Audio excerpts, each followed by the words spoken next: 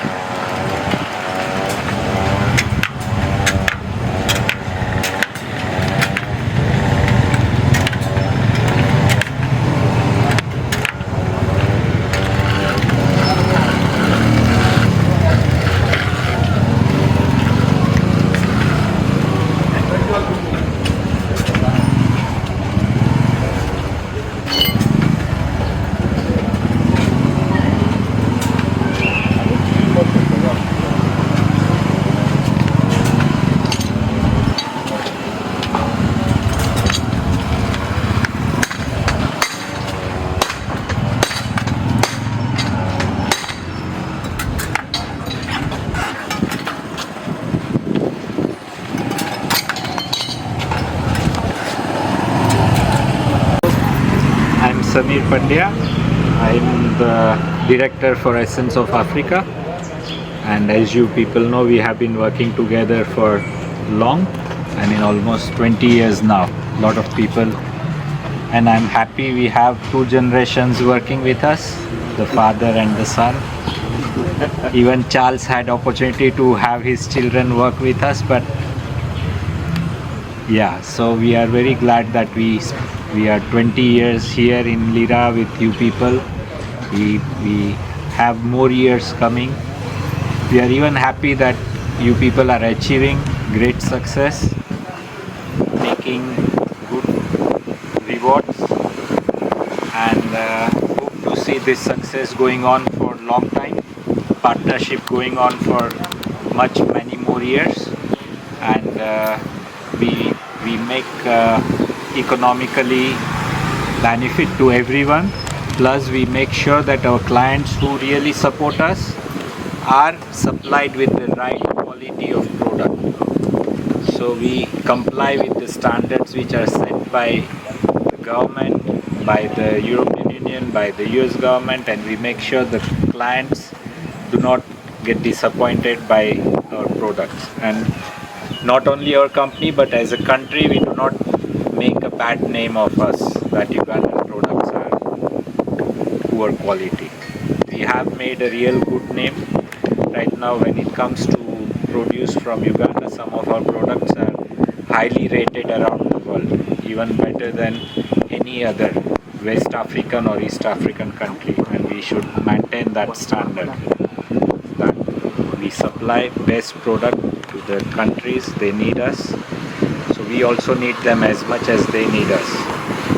As we are a landlocked country, we have limited resources. When competing to Tanzania, Kenya, they are very close to them than us. So we spend much more money to ship out than anybody from Kenya, Tanzania or Malawi or from Ghana or Nigeria can spend on transporting their produce. So our strength is quality. Only one strength we have is quality, and I would advise everyone to not compromise on quality. That is, whether it's use of chemical, use of fertilizers, quality in the produce like contamination, drying on the soil or harvesting in dirty basins or kaveras. No. Each one of us has a responsibility, and this message you should take all the way down to the ground, to the farmer who is growing, who is harvesting, who is drying, who is supplying. Because if they do wrong, you are not going to be successful. If you are not successful, we are not successful. Ultimately, the whole chain fails and the business collapses. So everyone in the chain is going to suffer. So let's make sure that we take every project very seriously, every product seriously, and produce the right quality and right variety of the product.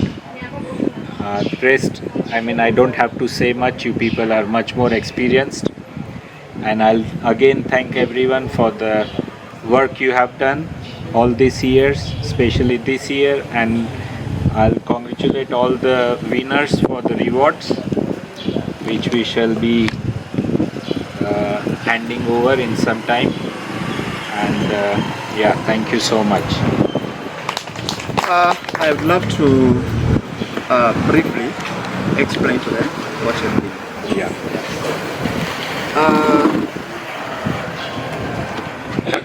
Well, while we are menyute, Nioloni Mr. Samir, the director, the Essence of Africa. Inyute mere, endo waranyim, teko bujama wari adek. Achieli ye, eno po watu twal, itichate me wanu tutiyu. Eka tepo ni pikara me company ente tikedu, berikari me choye na hotina jomogo, me tetisi yakina wa mobile supplier. Tuchoyo gimetisi office, ame company kerotikan. Ente medo kopel gun koguni. Iticha mejo tetiyu ni, jomene quality ma Lira, unyo chilo ma Lira, unyo bera Lira. Ame miru dung jo chari, tia ber. Ame ngatreken, te miru yie me kella Lira me quality mere pe tia ber. Nyo Lira me chilo mere, per watte kede kita me chuk tia meto. Eno koguni, apat kede nenno ni Lira wa beda chilo, nyo ni Lira wa pokiro kede yenoro kena tata. Ken kau kira Lira ko aballo chuk. Kau ma hoyariye, romo mi chuk wa beda pe. Eka ente medo kopergun koguni. Kor jamni dushu kado balle pe beda European kakana me wanu ti ye nyone Uganda kan bo landlocked country ame kwanyu jami ye eka to chwalo welere bedo tek do na welere bedo teki nemi yuwa ti yu chatu wilabe yo neno yu unu chila jamwa beda be eka jamwa poto kiro we koro jamu kere ni kadu welere beda tek metero ho do neno ni jamwa motero tia chila bera me rwate kitame chuk me wilowo tia mito. Eno mero kopera dohe gun po watu twal piti chate kado jotia tiyu teko ni kado chawo romo wano binu nungu mot pijomoga motiu tichaber amenu company tia apoyo gikede lokero bere chichikito apoyo Andi Olwani Marion. I'm Paul Marion. A better manager me Lira. Better man she's the manager of Lira. Ami to lohi kom jama dek bangpur. She wants to speak about 3 things to the farmers. Number chel. Ami to Number poyo one. pu. Akaka company. She wants to appreciate the farmers on behalf of the company Piti chate kameti ti uno. for the great work they are doing. Poyo uno matek mede uno karachel keda meda. Thank you so much. Continue with the spirit.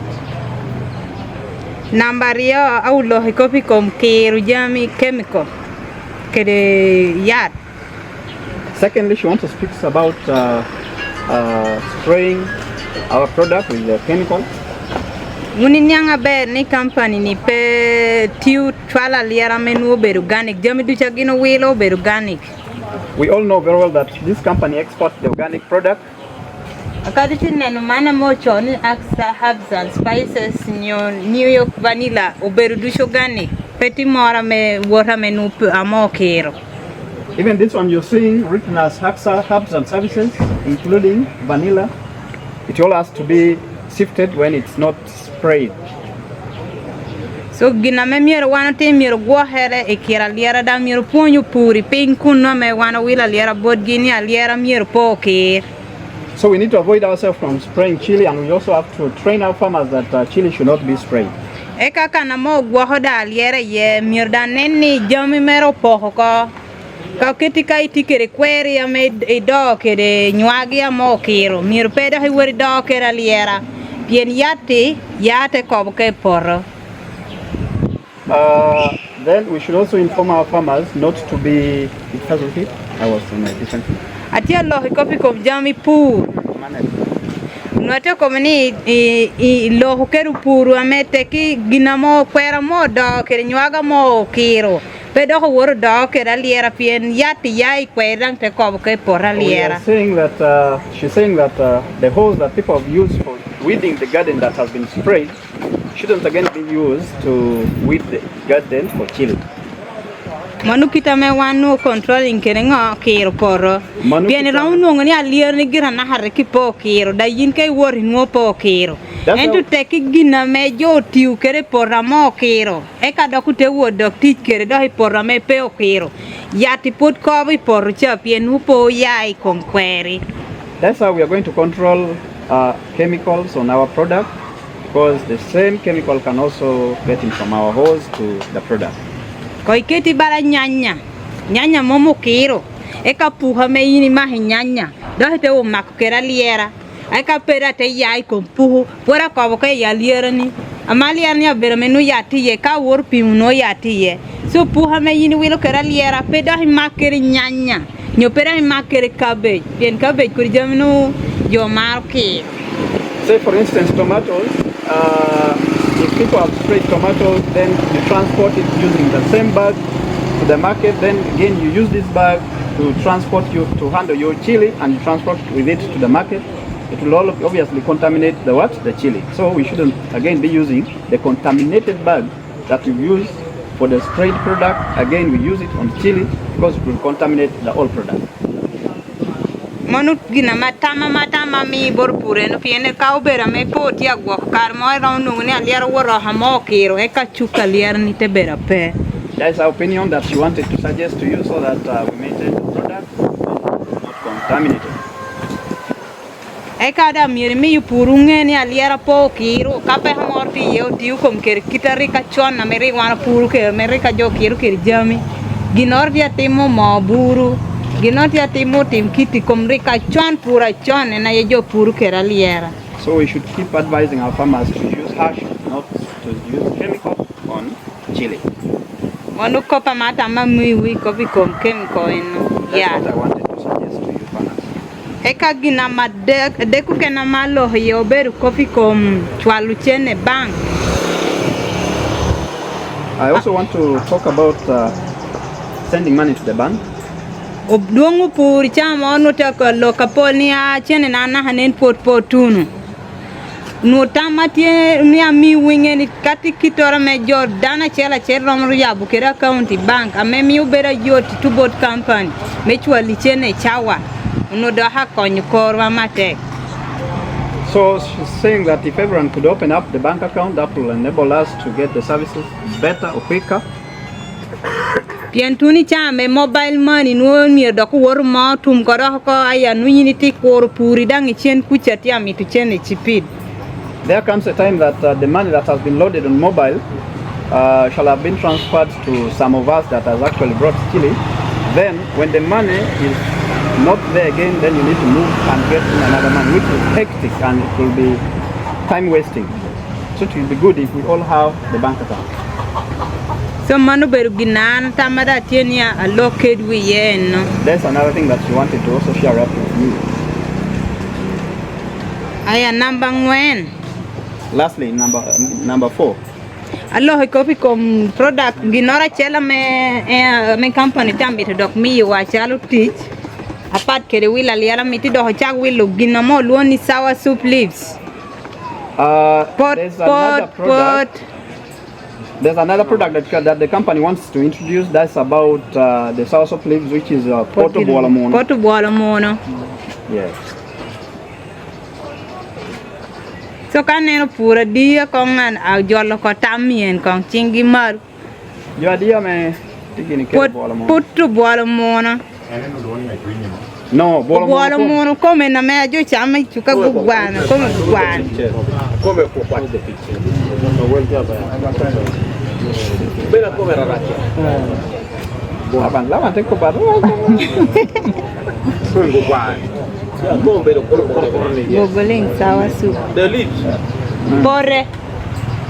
The price, okay, that's no problem. This one is not in English.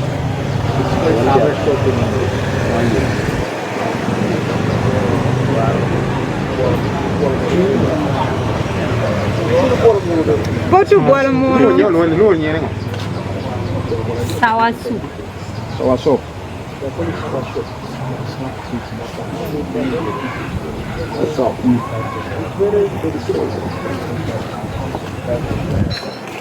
And then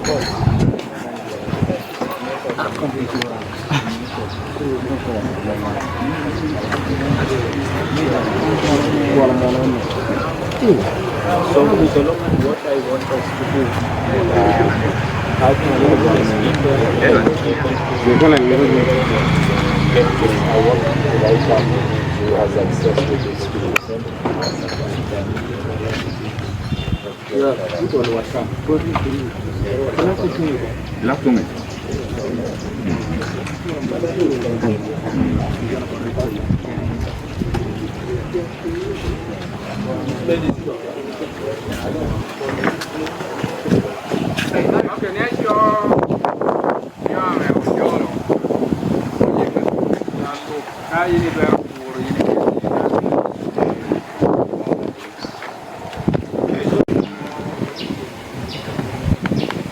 so poi ono beno.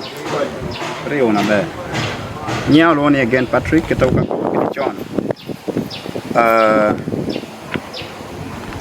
Pijo ameng'e kan uka kobo ni ana tiyo kede company ni John. Jama pengea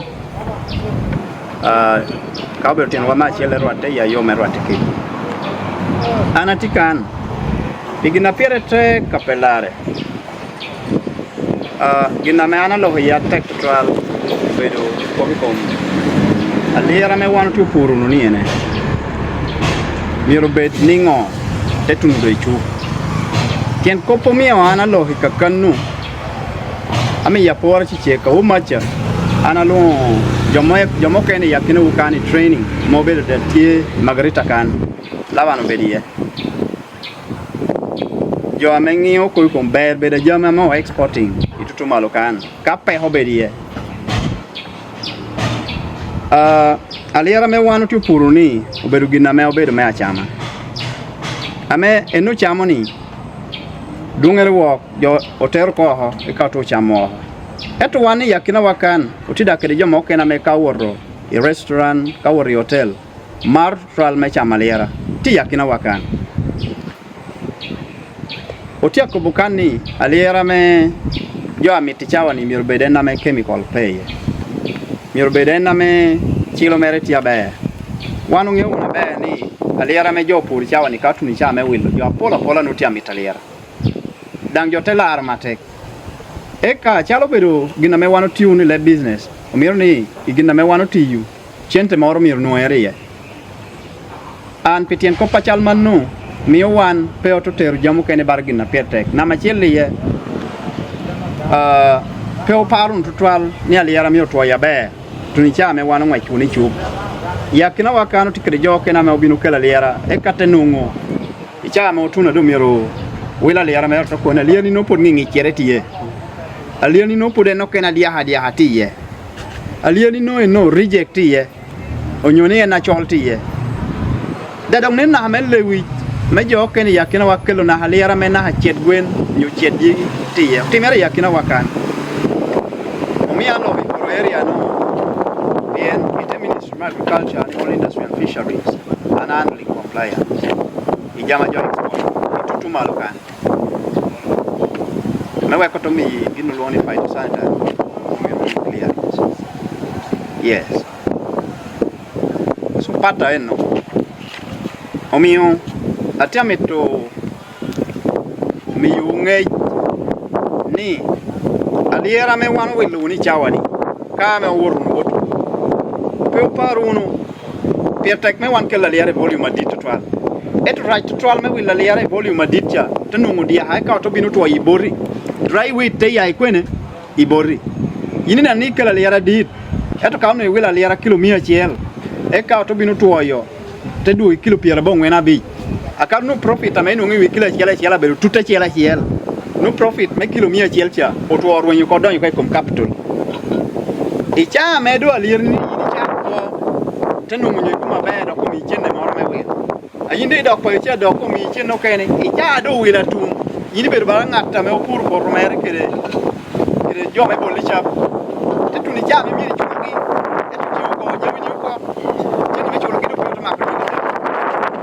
anu profit ame yinu tigen ni ti no mi ko chata me ti chatuni profit do te mo o to orwo yin ko e cha wan tu cha de yu mi no ni cha to chati pe wo de medo da pe wo de wilo ginu kene e o chenne de chul kere chenne campaign do ngo petie e ka ka pe ni chenne ni nyi wo de wili lo mo ro nyi wo de timi ngo ginu da timi kere ngo chenne ro yin driveway profit ade nu pe jo tu le te be pe ho jo da pera un chen so na machiel wan jo moti unu kan ka wilu na liara yakina pachu o che unu ina ni liara ma wili botu pu bela moto ango abe kama tu wila liara kai botu abi ameti tu abe na te wila liara botu piere dek amali liara mere dia etu undu wila liara wela chiel ngatri yakina wo ma wilo ngata ma wilo ka botu abi chien chenta mena nunga dokri chene mera chil belo profit e ngata wili botu piere dek cha dokri chena mena capital eda timongo orwanyi ko so ka wano mi tuberu ni jamo beru char will pien ene dungu tia kubuni wani chani nyuni beru no suppliers ni iberu no kombo char will ame yunge doki po hiti mitungo profit tima unu kisha pi second atiela oberu gina moto ango oto abe manu ka o meti pe unu los eka na mario onenu ni aliara me wano will pedon rije obedi ya duong tutwal pen kai kila liera ame yini wila liera kilo 100 e ka to binu ye rije te ya ka kila dek nyu kila ngwen rije ko enu wila yindo chat ye pa bela rom kedi wila grade eti chaw kini wila ngo wila e grade chini mona mo dongi wi ka rem ken ka chiling tutumia para wi kila chiel mebe do kila bicha mon chiling tutumia pier bich chemo ngena wuki binu ni yunge chulo transport yunge chulo sorting chende don kila belu pier bich erlo hawda horije cha yinde dok pa cha mi pig moi do hu nyuti da ni ya i chat lira i welo rechure dok bele bure chendo ni renyo koni capital na terwe so memi yo quality mali era balle yakina pa yukuja wan joni yene e pinkan ni wan no timu ngo o balo uno piente ku ye uno welo gina me reject ye that means ni ami you give privilege yom chuny meme de chat gi ga me ngo reject ye et no belo balwa wan tu te ni tu welo kila duong iti la le ti wila le ti lo hachaso ko tina no penti yeri ya chelo no lo hachaso kilo pia de ginti kilo 100 e kilo 100 ni reject ya kila big kila pa mo lo hachaso ya kila chel nyu 0.5 tu tu ara kilo pia de kilo pia ngwen ba lo hachaso e no kila le ara metia ngo atia chi man ko pa mate ko buni amitero na chalo gina peta ka pe itero ko pe chalo gina peta akko bi wote ate ni pode chata lera pi mo hana ha wite dok loar tenungi no ber no ye peti eto worni tia waranyim ka ko pani obero go wangeri ko ba uno ko then namade alok do any kom chemical ichawani ne aliera me jotia puru otuni yidjo kanu in the whole world ne aliera chene tiye ame chene jodu yute timongo jodu yute mi na wuni binu gani miru nu chene matek eno mi witi uni business ento En china me wan tu metni pekame o wila lera tianungu pekame companies tianungu onyo exporters because endo bedo an exporter is an exporter. Awuma che Uganda loro imwa haukarni issues amedo better take ametemi yudunga jama mejo te exporting on fresh fruits and vegetables no peho obedo ko kom chemical la molo ni MRL level me chemical residue ti malo ento MRL minimum residue level or maximum residue level. Basically it's maximum. It is maximum residue level. Yeah. That was a serious issue in the country for this last year.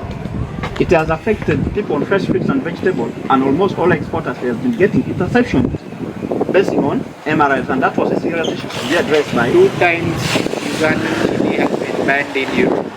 2 times. Inukela borukanen bien berjamana ngiyo tutwal dan information that people kana hijawani ena jote exporting to The emphasis to your growers, not to spray haphazard. so Whichever crop, even if it is for their own consumption, it's sir, I want to make them understand that thoroughly. We had serious issues on 2017 when we had the issue, the serious outbreak of fall armyworm that made people to spray a lot of their product with the rocket. that was the first year in history of our company we stopped buying, remember? And I had to write a letter that we've stopped buying, we stopped purchases of chili, not until further notice, and we had to conduct serious training. So ginamoti ya kubuni obedu giname ametakili ngechuni ati rabalo no business wako piani chawa ni amewan tu loki pe wan keke ni Uganda kanu tu puru na lera jote puru lera everywhere in the whole world, but these issues has affected people. We had this same issue in China. It was a serious issue. We had this issue in Tanzania. That was when Tanzania chili was rejected, was intercepted. So yakina wakati kubuni kaudo kunu pachu kusha message mi do unu keda petek okobi unu purwani po kiruno aliera kedi yena mejo tekiro kedi pole wo nyanya nywagi kedi jamu kena pole opat peni chani utununi ngechwani jama chala ranga nywagi nino kal no kape kiri chani do pengo pechek moman ento peteni aliera wanu puruno ni tuo petia mak tuo dan tia makalera ena tuo tia makalera ni ene ngo amir wanu ti unu kede moman apenya do mir jobet keden moman aliera ame wan tu pur ni en gina mi utu ma ho ma achel ko pola aka ko na beye magi apenya ra bela pola na machiel sos me korra me wan tu pur ti ayai kwen bien en korra me wan tu pur ni kay woru ni agro input shop utikide na mo treating. But in the more treating in Marika de Quantu Pimu, it has still much of the viral load in them, which will tend to produce rogging plants. Eka enokenetie amedan kawando warni wilokori. Yini would get a penny aliera etukola liera no. Amakili wacheni, and I want to will unate jani a berry, but African birds eye, et would want to me. Get paying you in the gown, and gown for a little poor, little chado, me cherry, turbo Edward, one put out to put you will. So, Kakona Kobugina Balalera, I make a little to come, pola, Jackie Corey. Now, could come to Binuke Cora Bear Naliera. Procedure Mutune, which I want to producing in a major loan lemon OPS. OPS with open pollinated seed. Ame, you are nearly por tomorrow. Can you better one of your catiport? Tiana Nata, Cognac, and a better green. Can you pull any porro? Oh, yes. Dennis, I'm coming back to you. Yes. I want first to lecture these people seriously, but I'll take you through. I'll go to a summary of everything that I've talked about. Let somebody be interpreted in the interest of time. Somebody can do that. Go ahead. Marian can go there and explain it. You are Musei. Marian will sit with him and explain. No, take Bukovi Kumkori. Attack on which I want producing in Loni OPS. OPS will open pollinated seeds. I mean, you would pull a yearly porni. Eka pull a yearly porni. It take one your corri. And I met Yakongi, a yota bear. And I make a yen. in ching po be the kare me bal. That means that variety is trying to develop a system amengo is drought resistant. Then itendo ngokora me kudidang petia margo itwal. By the end of yindom ponalia ni cha no kor no potia komengo akome yotabe. Kurno ite kwanyo kamano ke ken eketo keto pat. Kai kero pat dimma chen kurno na yinde to timgo. Ite put source me kurno luoni OPS, open pollinated seed. Tiena mo luoni QDS ameyai kom certified seed tayai kom foundation seed tayai kom breeder seed. Kurmanu ite kurmali era petie. Ena me put jo keli chawa ni ene. I Uganda wakan petie. Na kai wor maker penu. Amekum korowantu relying uni yena lera jotia purnien. Ubero majorly OPS. Now maybe you want producing OPS. You ko wa kuma pero ametia ngo. Abe. Moman. Auto mede uni pura lera wa mede ngo. Amede check. Kawanu ne no eno OPS ama ko kunien. Utikere lera me winyu wuru nyo te ko.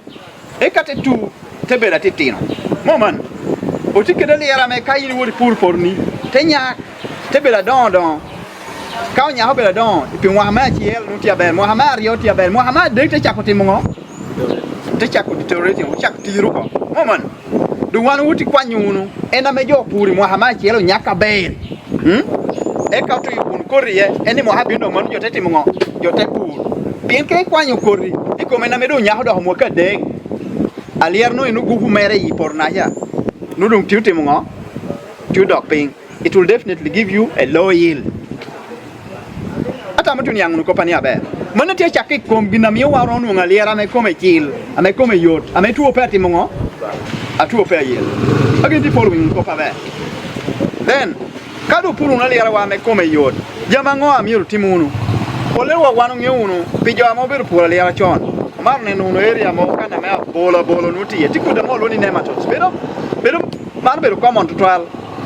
Kana me bola bedie ame kur manu ka yini pura ler ni ye yini cha ler ni mir chak chekja inwa lera mo le te chak kat ko kene kudame tipinga me yela lera pola kur manu enno akaide wori wil yatta me mir ne yatta me ti ugani kamene ho kur manu pole wa petie ni kwanyu yena me ne ha me jo mar tikere ber yena me ti no gani kame jo bani ko from European Union market chele yo bedo kamufaram. I'm telling them on how they need to treat this and what is not accepted in European Union market. So, one of the things we must also understand, when European Union sets a standard, it's not because they want something different.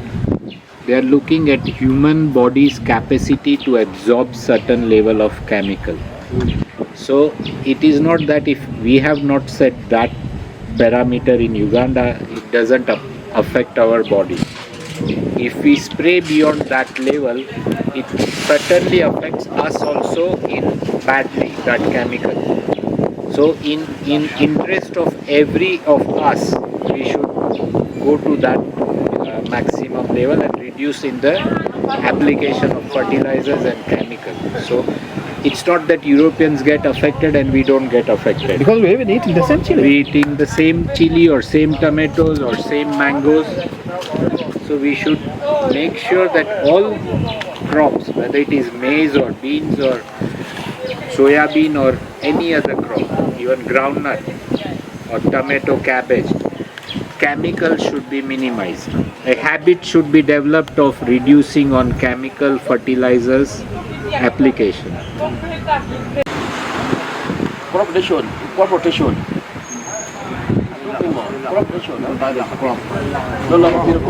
Kita kore lo bare kere. Kore peto ge. So nyanya ni. Bil nyanya. Lira. Lo lagi kore chok. Lo lo bare. Digi sia tien. So kai pira lira kore chok. Jadi kela yel. Ya pira lira por nyanya. Jadi kela lira. Udah part na ko budo. Inero karo kene kai pira lira. Karo kai nera kai dang tini dang. Laban. Just a minute. Laban open you can someone can ask here that because Laban has mentioned that when you plant chili on tomatoes garden, that's still a problem. And they will ask themselves, what is exactly that problem? Tikuda me bedi port chok. Ame yellow nyanya mo lo ele mo ni PVY. Potato virus. Ame timber for ginena kobuno. Take note of that. That virus is called Fusarium wilt. Yes. Donc kadi ne giri nyanya yinga hiti pero ka gida tuchu buge koy ko de petaliera buge ta petaliera kay buge ni nyo nyanya buge ni ne biero cheng ta hitting that so much that they die. Ha so kadi ne ko do en talk. Okay ko ko kay loro por no kira jo kira nyanya loro lo kitien mo ta piti wi mo so lo bani ba loro ni ta pito ka fera ni yene mo eta tuchu ko kadi ni pito ko rena ko riketiye very good. We can pay about. So change it a bit over Bocano. Pende to one at the top. So, Mano Porchani. Ramp a very good yard. So, Kadu Wang the whole Porchana Bergina attack. In the we don't get him crop protection. Men are doing wing. Crop protection will lock a corner. I want to pull. Kai pull a layer, pedo itamino, Kai law, Equania layer to pull Nyanya, Yuquania layer to pull Birianya, Yuquania layer to pull Tola, money in pay off of Ginrake. Kwanya liera ekaita piti nyobaro mogo omogo kuda me survive ya liera pe survive ya mogo but also another research me wanu me jotim kuda me kwa ya liera pe kwa ya boga kadu we do ni payment pour mogo nyu ada things in pour ka boga e kadi me te we kwa ite no you fertility content e por yo so mo du chak kan gina me kana me go hunu jama then if in any case ichado na hona liera wa kuda ti mataki ya liera wa otikadu hunu jama dek Matima. Kakudu tema taki aliara. Achalo jama iti representing unu pool. Here ya papa me ya uni ye.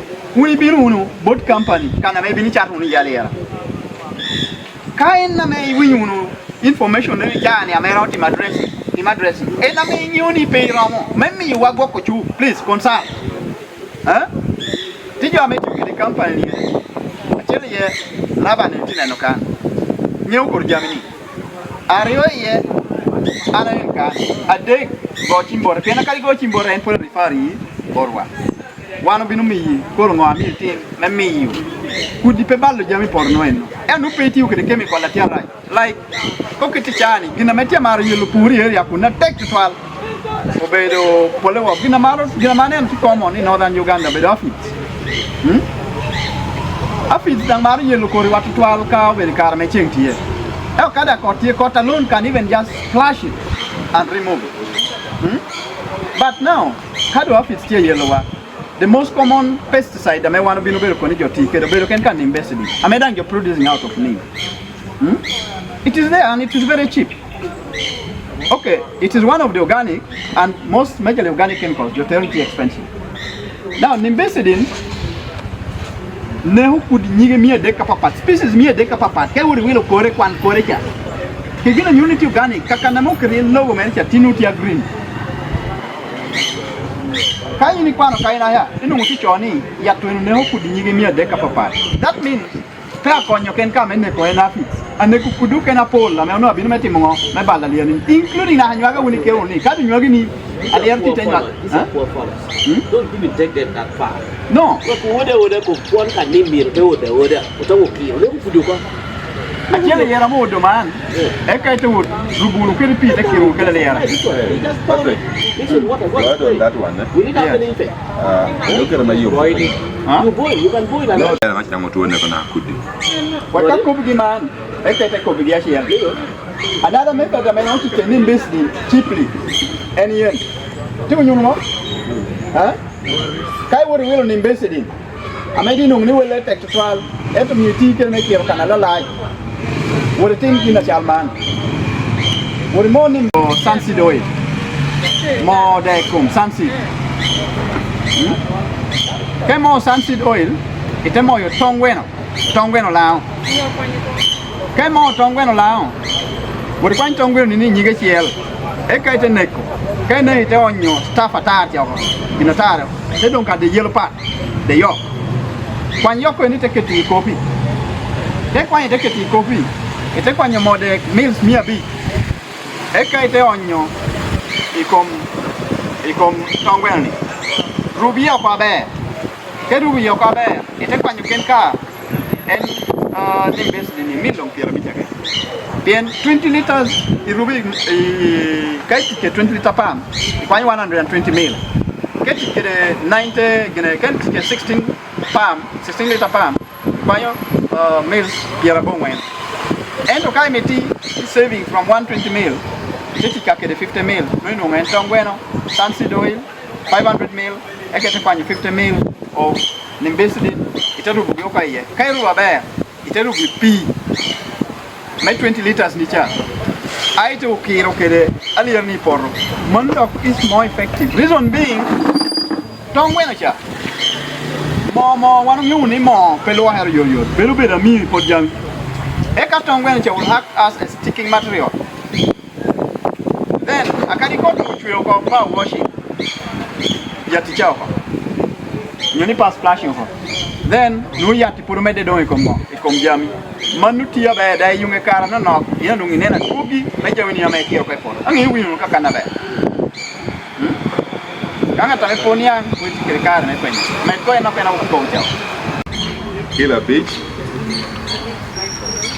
Ndongo garlic. Okay. Kwenye Port Nim, Kila beach. Ndongo garlic. Garlic ko beru gina ma wanlu ni tumulo zoom. No air kitchen. Kina biyo. Okay, the whole kimero lo wani kana. Yeah. Okay. Do kina ya. Eo doko. Port Nim na eo doko. Kwa nyuburu Kila deck. Kwa nyo kamularo come ena puro meza. Kila deck. Kwa chili powder. Kamularo nga buro yodo ko cha. Kila day. Grams mia big 500 kilo. Yeah. Buru. Yes. Buru Kila deck. Aliera mo odo ko. Gram mia big 500 kilo. Eno mo chabun pisa chielo. Chabun na blue Pisa chielo. Chabun tiene na mi yumo ko jami kine kere mi yumo. Diba mo na ko bia. Chabun pisa chielo na ko ko. Erre ko ko. Dero onye gindu ke do gindu 20 liter jerika. Ni jerika na mo ngolo wiye. Ke do gindu chukun na ja. Ti wata bera. Ke ko na ja. Ami ibere pe chabera chielo. Deleyo. Elio. Ya do yugo ko no. Kwanju ko pa rio. Akwati rio.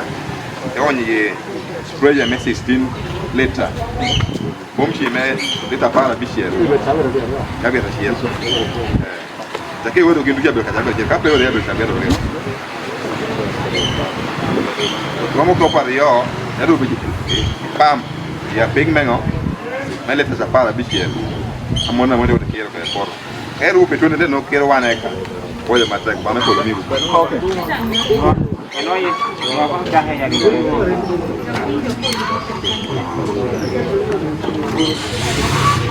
Duro ko Kila.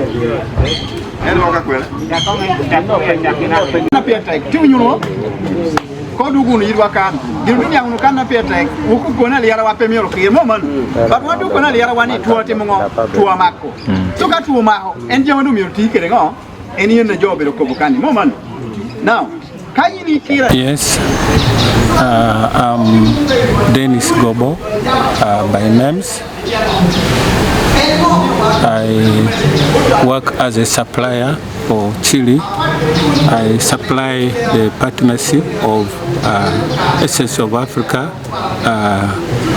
New York Vanilla and AXA. I've been in this partnership for over 4 years. This partnership has been important for me and my community in West Nile because one, the market from this partnership has been so reliable. Communities have benefited. Each time you grow your chili, you are assured of the market. People have constructed houses, mabati houses, out of the benefits that they get from selling chili to Essence of Africa. A lot of farmers have acquired motorcycles from this partnership, and this year we are looking forward to sell more chili to this partnership. A lot of farmers have grown and others are already weeding. Chili of last year, some farmers have also started picking, which they are assured of the market from this partnership of Essence of Africa, New York Vanilla, and AXA. Kikana very much, Molly James cigar. I tell look at Kikatoro, no beam, ya para lepton this way. Take a book up a quaho, coffee compura Lira. Take your origin toro, you better want to torra take. Puru una Lira duong, the guacuna bear. Kai pura Lira for a shell, long at a puru, soya, and your jamocano carrying your aginino, put a pole. A porere, Aniku come a puru, Mahocaro, Nuso Ecas. A team a bear. Upon your cora, the guacotini, your loquan, business, okay, can. Me a team a bear, Pawino, a rach. Doko Bika beru toro, pay yoko, chunga tek, poor gina mengioni, Ramacalucenishi, Bala Lira, Tiacalucenishi, waka, a bear. Pay me a care, carry yanatita. Yat, a male, a care, a Lira tear. A man Moligaro, a check a lobby shot to your beam, Iapala, Terwi 20 center. A man at a mamito, bean borra, pay will yat, the canard to cha. May me wo balaliera, Kayini care here, new con women a chook, a better pay mahane. Yat or he can, a lera put your care, yenamo carry jamocane, Kitamo care. Kay binu borana binu poni te gwakaliera ni te nyaka ber e kai te kello ana te willo ana binu poni kita mieri tim kere yena mo poni wa kere me te kwara ti kai pechene me willo yat ana binu poni unu pura lera chaka boni puru una lera duongara wan toro chunguna tek chani pocha me toro ye pe tek bera goro po parunu ni shogwa petia ti yuginara One chunguna take, bed wunu carry case I come shaw. That you teach a take, where could bed the melt in what I tell my bear. One out at my bed, yelling at what I tell my bear. Poor bed carry near ho, kind yek, pay down, pien pick about what to gin a bear a mere team. Auntie, can you bear at a mate ticket soon me mara, you point your kit a mere your team carry jammy, a cat your my bear. A car your do shoot a bear a major, tear me, quarter yacht. Pien kayini kana yot a woti langir kana tek mio beroli eti kai ponye kita yini timukere enda do ya ko ki kana manuti ye teti mabe donga monono kwa yutor du chunga tek un papa da chunga tek meri kon wa dang me ti yuti cha tek me we ko pasidon beri kam bala wi jo mio donga jama tek ti dok botor cho chani ti dok pingini pe merti mo jama beso Company ni, meana RTCE. Temo gina bero mi atia puoyo. Piena mi mwa carro. Kona obere yo na hatuna ntia bini mwa hane. Tia puoyo company mana teha. Puoyo da pura mo shata haliera.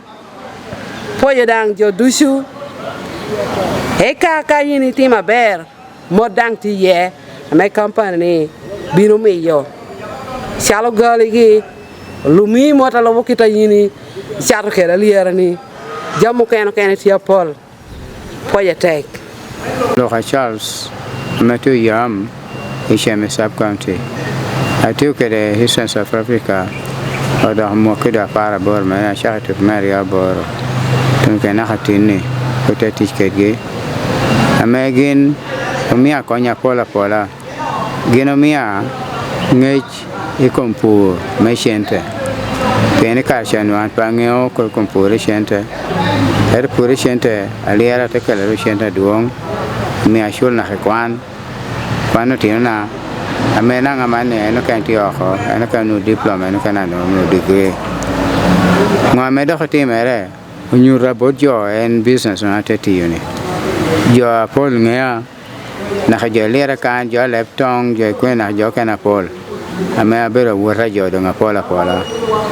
ame en jama me Lira ma bopur ni omia bero ngata me dok kang nu jama pola wilo na khairia agena kede atim jama pola na dok ngo tia mi jo pa sheria na lo ti dan dok kuch gum gite me menungu gimatia pieni karchanu gino pur jama me pekelo shente jama shama ken ana mana me dongo gintu gedo o wete wal na khapire e ko jama gintu pur ni omio gupu gi duong na mi gupu mi nge gitu tia te ko ngame Lira ma mi gitu pur ni donc tienge chetieni ka ko no jon bo me de kede supporting ge kede wan amio o kope ballo tina berape o tina wo be nu jama tia na mi ginda nu jama me chulo tina ge kwan kede mio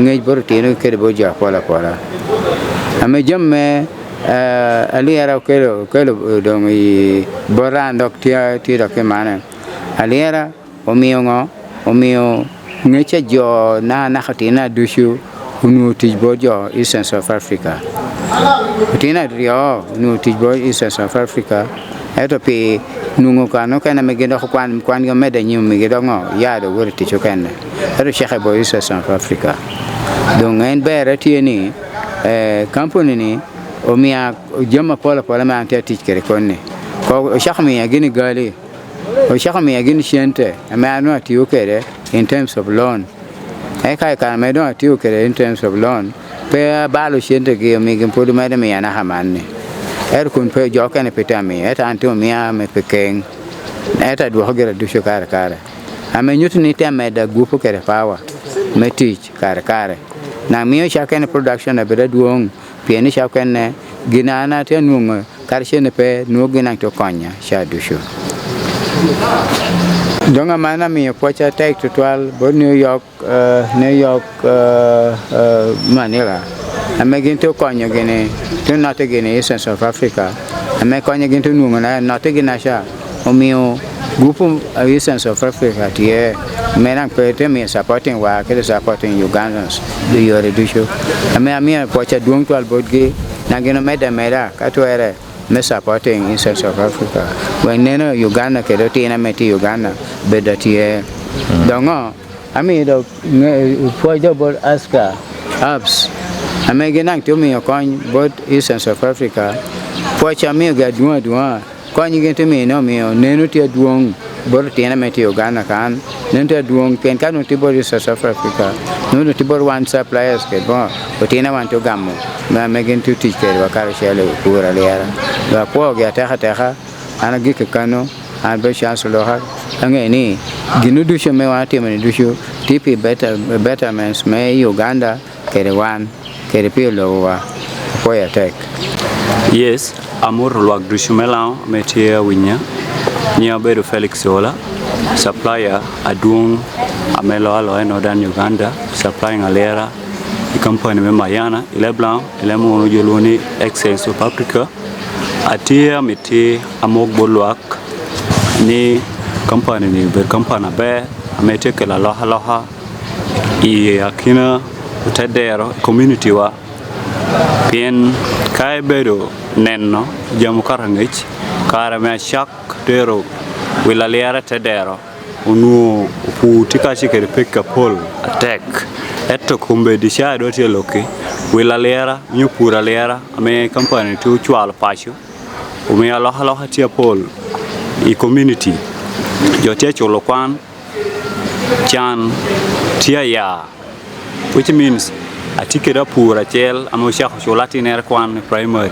na university chan do doctor achekere pura Lira jo kenne tiuti mujama pol apesho aporere udi lumbong tero nyoko jo ame tiu pura Lira tika tikere tung jo amo go bar ko pen kayine mi apo pura Lira ame kayini puru ko ba chiel oramo wel metutu mi adek ame kay por kede nyuagi ame wel me mi ario nu bere tia dunga teha ayini ma mor ba ko mi ciel bedo la hade kadangi kada government school bala pachwa leptong ba pore ba morsia school fee da bedo ba la ciel keken ameka yini pona le ko mi ciel keken nu shola kwana tin pi mo ha ciel da karchel ker jama pola me jo tia manu jo tia welo pik dano yambur tia no nu tia welo pik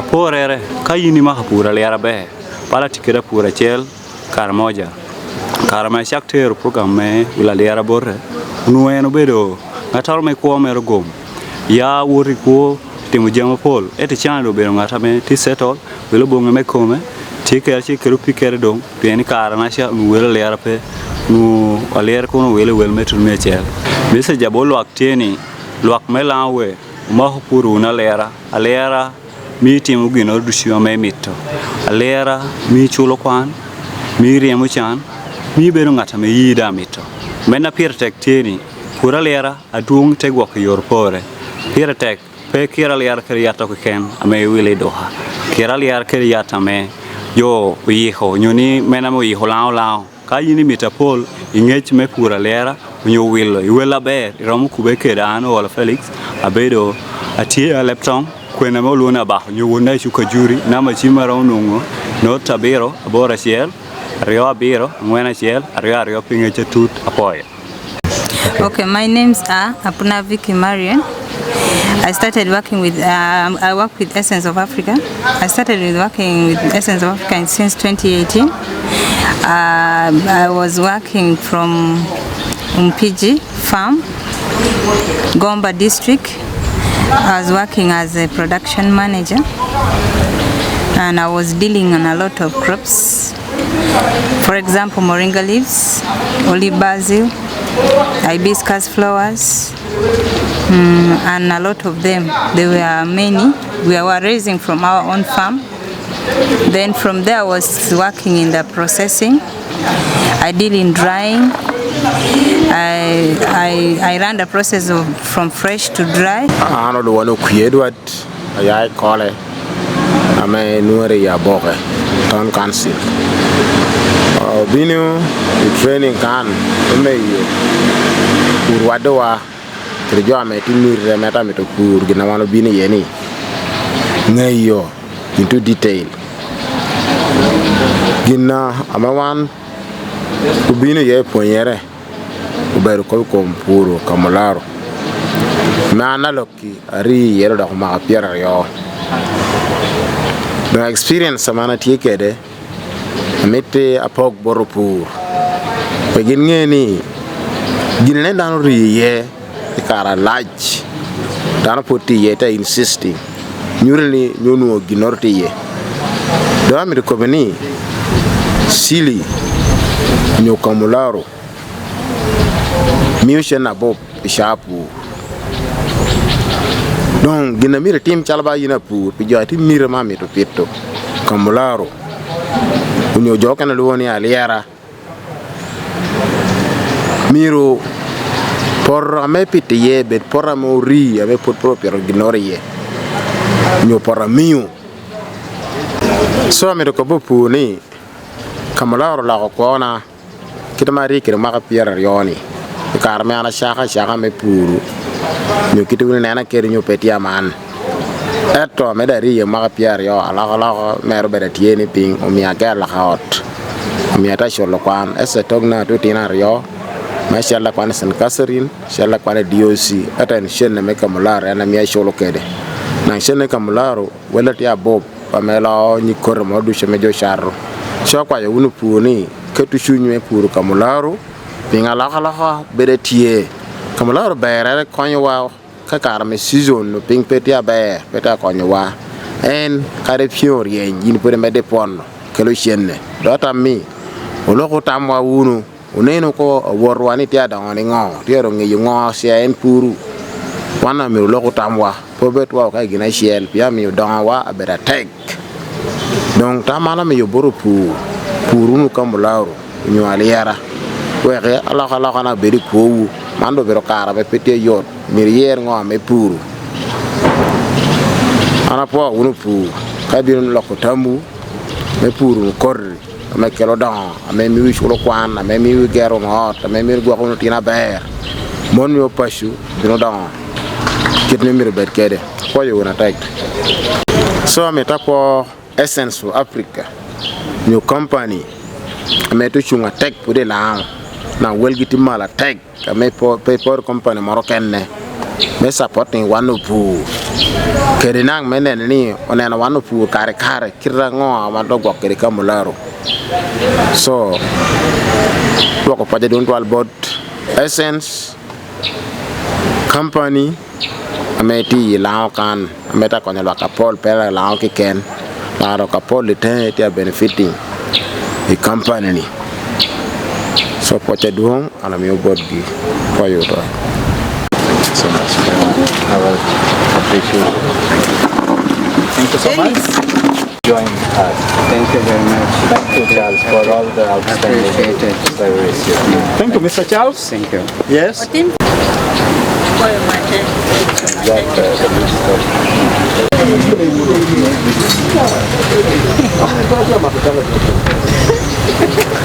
Bosco, thank you.